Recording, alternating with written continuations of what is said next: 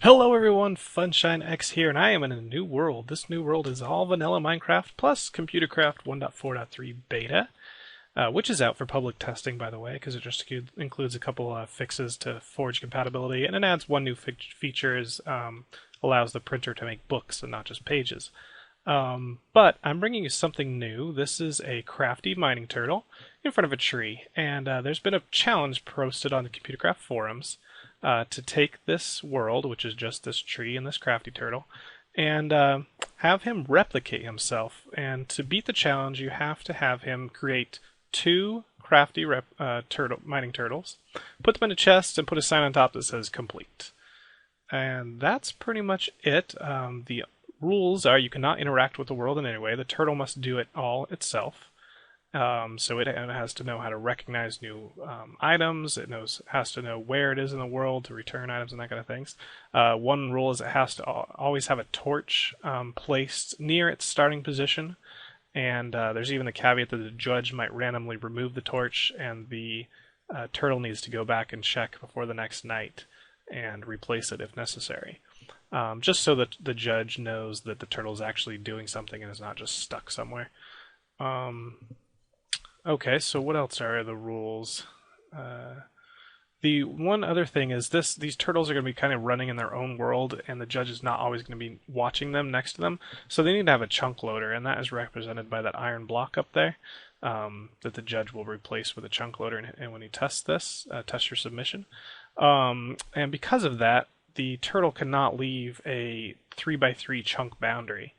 And there's a possibility that this might be the edge of the chunk right here. And so really we only have one chunk in that direction and maybe two in that one. Or it could be right here is the chunk boundary, so maybe it's only one there. And basically what that means is the turtle can never move more than 16 blocks in any direction from its starting position. So we get a 33 by 33 area to work with. Plenty enough to find enough diamonds and redstone to have the turtle replicate himself. That's about it. I think that's all the rules. Yeah, that's pretty much it. So let's go ahead and see what I've done to start. I've got a little bit of a start already going. I think I'm just going to kind of build a bunch and then show you guys my progress. Realize this is a competition and it would be against the rules and against moral code to copy my code and submit it as your own. So if you want to use it to kind of get you started, that's fine. I urge you to join this competition yourself, but please don't just copy my code. You can watch myself and how I'm doing and then try and go out and do it yourself. So let's get started. The rules of the competition say you need to have the function the program just called start.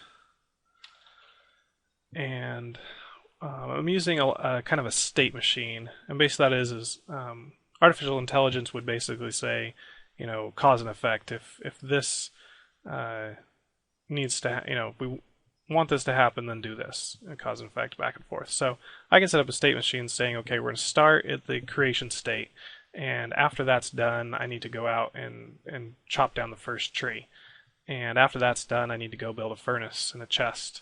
And after that's done, so I can. It's almost like linear, but there's things like, what if the first tree doesn't have a sapling? Well, that means every time I need to cut out a tree, I should probably check and see if any saplings drop. So there might be some, different routes and paths that happen based on the events that occur. So that's where state machine shines. This is not true AI. It doesn't learn really based on its things. It's kind of just following defined paths of cause and effect. So at the very beginning I have all my state methods because these are where everything is going to happen, all the bulk of the work. And the first state is basically what happens when this program runs. It needs to initialize. And I'm saving a bunch of data out to a file. So when I start up the program, I'm going to go ahead and load all that data in. And this is more for just while I'm developing. I might want to test something, stop the turtle, change the code, start it up again. And I don't want to have to reset the world every single time I do that to see if he would do it. I might want to start in the middle. So I can save out to the file his current location, what state he was in when he turned off, and what direction he was facing. And those are kind of the three things I'm saving right now. But again, at the beginning, I want to load up where he was at last. So the very first thing we need to do is the turtle needs to be able to move. It needs fuel, and it starts unfueled. So the very first thing we do after initializing, and let's go after that first fuel. This will only ever run once at the very beginning. It's going to select the first slot, dig the tree. It's going to now go craft, because you'll have wood in here, so it'll craft it. It'll make 4 planks. Drop 2 of those planks on the ground, select slot 5 and pick those back up, and then do turtle.craft again, and that'll give him 8 sticks. Use the sticks to refuel the turtle. That's all I have to do. And now I just increment the state. And you'll see how that works in a minute when I show you the table. But the next state that happens is he's got to chop down that first tree. So he wants to go forward. He's going to just print his current location. That was more of a test thing that I was using to make sure that worked. But I'm going to go ahead and take that out. So he moves forward, selects the first slot. He's going to dig up because he knows that's wood. And then move up. And then, now that I have wood in my inventory, I can just compare what's above him to that slot, and I know that what's above him is wood. So I'm going to just keep going up, digging up until it doesn't match. Then I know it's either air or a leaf block, something like that. And then I'll go all the way back down to the ground and move back, so I'm back in my start position. Then I can do whatever's next. Probably go after dirt and cobblestone next, but I haven't gotten that far. I've got a text function that just turns them around 4 times each direction, just so I can make sure that some of my things were working. And here's the state table that controls what happens. So the current state is always 0. That's at the very beginning of the program. It knows its initial area. It'll move it to 1 right off. That's initializing. You see I've got the name of the state and also the function that needs to call when it's in that state. And those are the 4 that you already saw. So I'll add a bunch more to this, get dirt, get cobble, build chest, build whatever I want to do. And then I can route them to know, okay, if I've got a chest, then I can put my dirt in it, or whatever. Okay, so that's how the state table works. I've got some location data. I know his home is 0, 0, 0. I'm just going to assume that. I know that's not world coordinates, but for all intents and purposes, that's the center of his world. And he knows that he can't move 16 spaces in, more than 16 in either direction. Current location at the very beginning is always 0, 0, 0 as well.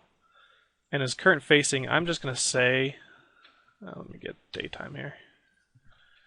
I'm just going to say that the way he's facing when he starts is face 0. So that will be the positive x direction as you go this way, negative x this way. And that might not be exactly, it turns out it is correct on the minimap, but that it could be, it's very arbitrary. Whatever direction he's facing is face 0. Okay. Trying to get through this quick because I don't want to make this video too long. Some GUI functions, I've made my own clear screen, and that's so down at the bottom I can print out what state is currently executing, and that'll help me know what the turtle's doing. And here's the data functions. These are saving to a file. So I open this replicate.dat file. I write out what state he's in, what position he's in, and what way he's facing. Then close the file. Loading is the exact opposite. I just check if the file exists. If it does, open it, read in each thing, and I need to do some string manipulation just to find where the equal sign is and convert it to a number or whatever I read in. And you'll see the file in a sec. So I get the state, the 3 coordinates, and the facing. Close the file. I've got a section here for just location functions, so maybe I want to move to my chest area, maybe I want to move to my tree farm, maybe I want to move to the home position. I'll write those functions later and I'll have anything there. Okay, this is interesting stuff. So this is called overriding a function. I don't know the technical term. That was what it's called in the ComputerCraft forums. But basically, functions are just pointers to a table or to code, whatever. So you can set one function equal to another. And why I did this is when I move the turtle forward, I'm going to always have to move him forward, check if he's within the boundaries, 16 by 16 32 by 32 boundaries, whatever. And then if he is, increment his position and then save it to the database and all kind of stuff. I don't want to write that code every single time. I would like to just call turtle.forward and have it do all that for me. So I can use this override method to do that. It's kind of like almost in C++ when you're like overriding a virtual method or something to do what you want, and you can call back to the base function. So I call, basically I'm saving a copy of each of the turtle functions, turtle movement. So turtle forward is now base underscore TF. You can call it whatever you want. This was what I chose. So turtle forward, turtle backward, turtle up, down, left, and right. So I've always got those saved. And now I'm going to start overriding those. So the new turtle forward is equal to a function. And here's the function code. I set moved equal to false initially. And if he doesn't detect anything in front of him, so there's nothing in front of him, and the current, then I know I can move. So then I'm going to check if he's facing forward and the X location is less than 16, then I know it's okay to move forward. So those are my two conditions. I'm inside the boundaries and there's nothing in front of me. Then I'll go ahead and increment the X position and set the move value to true. I'll do the same for all four directions. If he's facing right, the 0 will increment. If he's facing backwards, then the X will decrement. Left, 0 will decrement. And all those will say moved is true. So at the end, I know that if moved is true, then it was a good movement, a valid movement, and I can call back to that base function that I saved earlier to do the original turtle move. So now base function is the turtle forward, and he'll move forward. Really cool stuff there. I like the function overrides. And at the very end, I'm going to save that data so I know the new position it is facing. Turtle back is the exact same, but there's no way to detect if something's behind you other than turning around, detecting, and then turning back around. So I'm going to be very careful when I use turtle.back that I only use it if I just move forward. I know there's nothing behind me that I can move back. Otherwise, the position could get way off. So that's that. Let's see what else we want to do. Exact same thing, just in reverse. For turtle up, it's a lot simpler. I'm just going to go ahead and detect if something's above him. If not, then I know I can move up and increment the Y position. And I'm going to return true in that case that he did move. If he didn't move, meaning something was above him, there's something in the way, then I'll return false. And that's what turtle up does anyway, so I might as well keep that functionality. And then what can I do? Save the data. And the next one, turtle.down, is exactly the same, just in reverse. For turtle.left, I don't need to check any positions because I'm just turning, but I just check the face. So if I'm turning left, the faces would go 0, 3, 2, 1, 0, 3, 2, 1 in a circle. So I just go ahead and set that up, call the base turtle.left function, and save the face. Turn right's exact same, just opposite. And some placeholder sections that I'll be writing functions for later. And here's the main function. When it starts up, if current state's 0, then I know it just booted up. There's nothing really to do. I haven't added any initialization or like startup parameters here. That's where I would do that. It's just a placeholder. I immediately go to current state 1, which is an initialize function. So if it's not in its current state, it's a startup state, then I'll go ahead and clear the screen, and then I will run the handler for that state.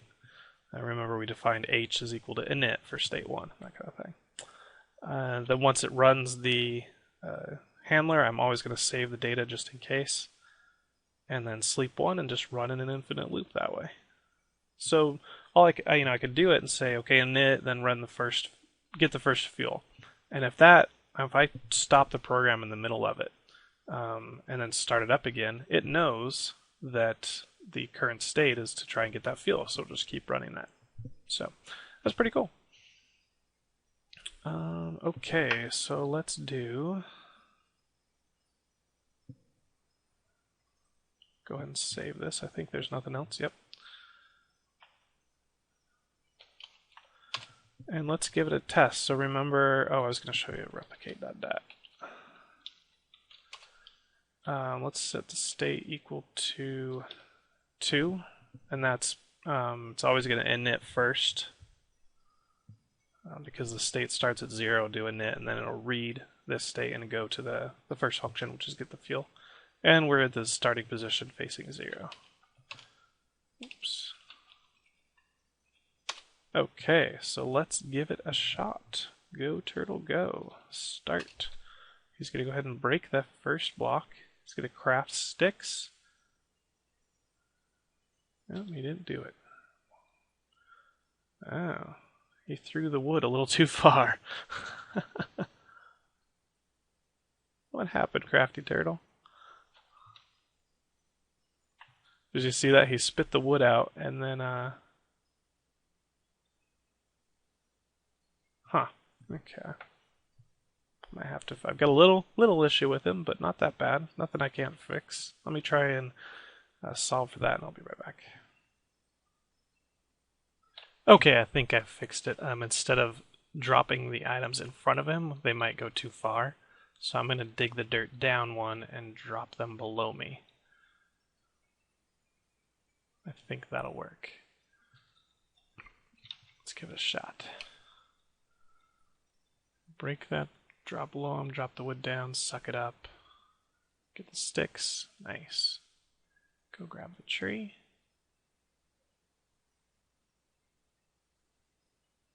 Perfect. And he's done. That's it for episode 1, guys. The next time you'll see me grab dirt and cobble and probably craft a furnace. And we'll see how far we go. That might be pretty easy. We could go on to building a torch and a chest. And yeah, we'll go from there. Hope you guys liked it. This has been funshineX. Definitely try this challenge on your own if you want something fun to do with turtles. And I will see you guys next time. Bye.